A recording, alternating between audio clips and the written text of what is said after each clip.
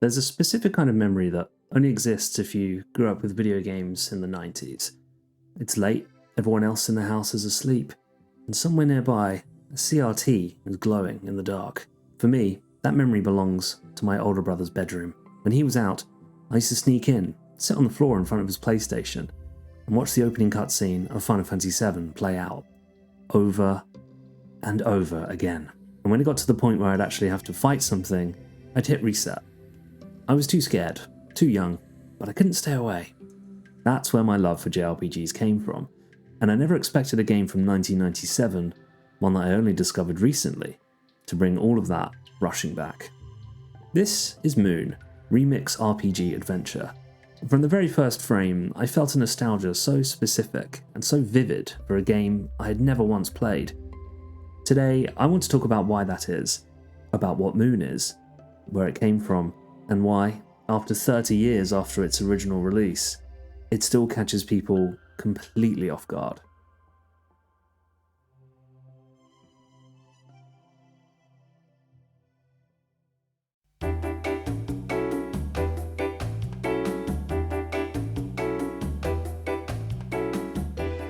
To understand Moon, you first need to understand the people who made it and the world they were reacting against. Moon was developed by Love-de-Lic, a studio founded in 1995 by a group of former Square employees. These were people who had worked on some of the most celebrated JRPGs ever made, games defined by epic heroes, world-ending stakes, and of course, endless random encounters with hapless woodland creatures that never stood a chance. But somewhere along the way, at least some of them started to wonder, what about those creatures? What about everyone else in the world who isn't the hero? Moon was their answer. Released in Japan in October 1997 for the original PlayStation, it was a deliberate subversion of everything the genre had come to represent.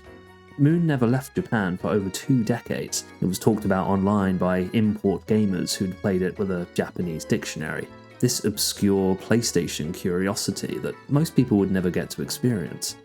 That changed in September 2019, when during a Nintendo Direct broadcast in Japan, a remaster was announced. An English localization followed in August 2020, and suddenly one of gaming's best-kept secrets was available to the world. The story of how that happened is worth a minute of your time.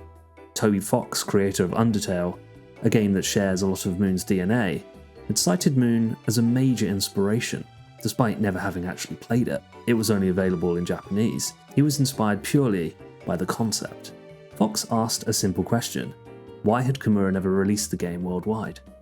Kimura's first instinct was that it was impossible, but the question stuck. And that, Kimura later said, was the first push that got him thinking.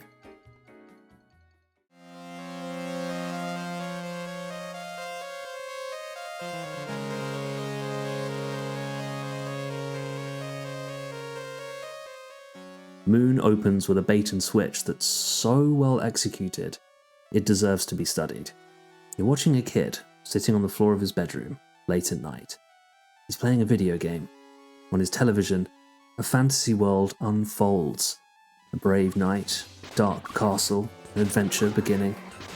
Then, Hey! Stop playing that game and go to bed. the kid's parents call him to bed. The screen goes dark, and the kid gets pulled into the game, not as the knight, as himself, as a small, ordinary, powerless child dropped into a world that already has a hero. The knight you were watching, the hero of this world, the figure you'd been cheering on from the bedroom floor, is not the hero at all. He's been tearing through this world, slaughtering its inhabitants, destroying its landscapes, all in service of some abstract notion of heroism. This is the central idea of Moon. How many thousands of hours have we spent in JRPGs grinding through random encounters, treating the world's inhabitants as obstacles or resources? Moon asks you to reckon with that. Your goal in Moon is not to defeat the knight, or to save the world in any conventional sense. It's to accumulate love, a currency earned by completing small quests for the world's inhabitants, learning their stories, solving their problems. The more you love the world, the more of it you can access. There are no random encounters, there is no combat, there is only paying attention. In a genre built on power fantasy, Moon offers something almost radical in its simplicity. The suggestion that the most heroic thing you can do is slow down, listen, and care. And the longer you play it, the more you realise how rarely any game has asked that of you before.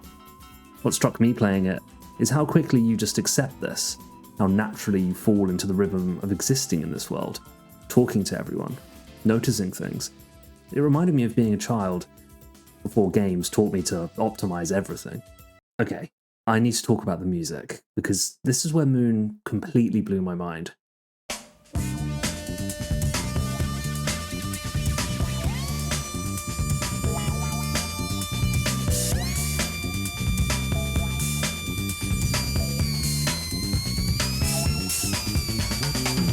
These records are not the game's soundtrack. They are music by real artists, largely underground Japanese indie and electronic bands from the late 90s, that you can purchase, collect, and put together into your own playlists. Playlists that you take with you as you travel through the world. Want something upbeat for a sun-drenched village? There's a record for that.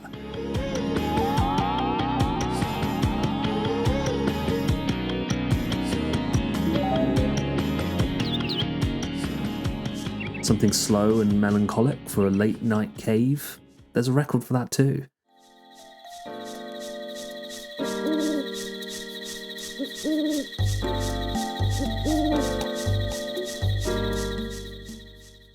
Moon hands you the DJ booth and trusts you to set the mood for your own adventure. This mechanic is, when you stop and think about it, years ahead of its time. The idea that a player might want to curate their own emotional soundtrack, that the music of a game is part of how you inhabit it, not just something that happens to you, feels almost contemporary. Spotify playlists for fictional worlds in 1997. Moon's world is alive in a way that most RPG worlds simply aren't. Not because it's big, or detailed, or technically impressive, but because it feels inhabited. Every character has a name, a routine, a small private life that continues whether you're watching or not. The music, chosen by you, becomes part of how you experience that. You're not just passing through Moon's world, you're living in it, briefly, on your own terms. There's a Japanese concept that comes to mind here, mono no arare. It's the idea that things are more beautiful precisely because they don't last. Moon's world feels that way. You know, on some level, that your time here is finite, and the music you choose to soundtrack it becomes yours in a way that a composed score never quite can.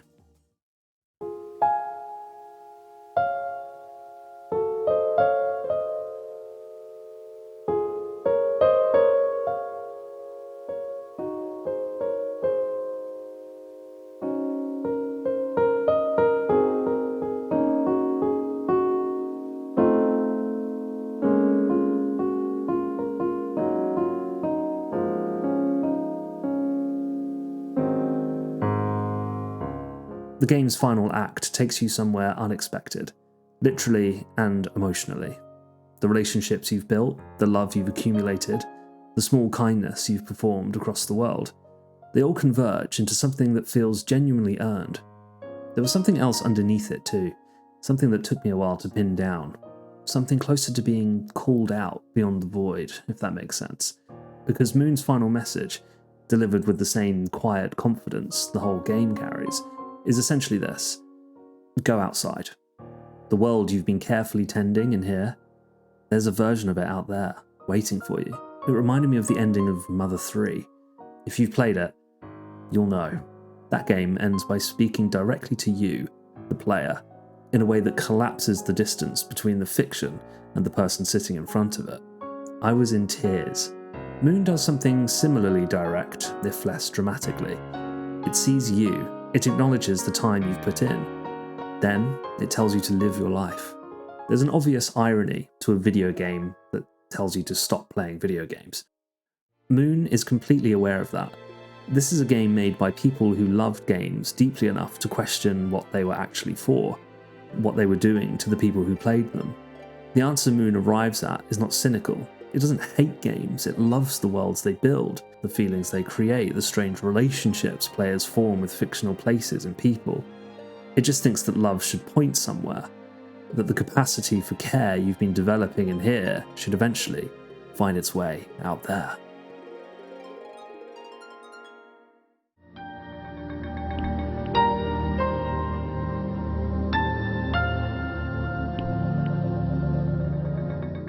I found Moon because I was chasing music.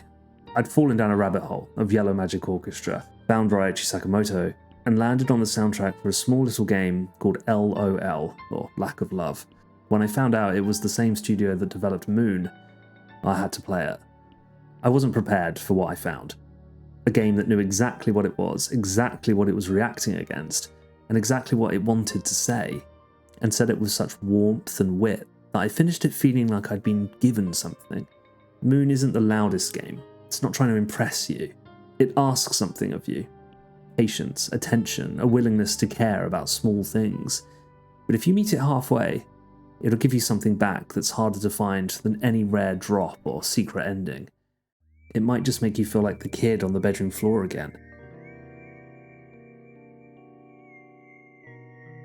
Moon Remix RPG Adventure has been localized. Go play it. And then go outside.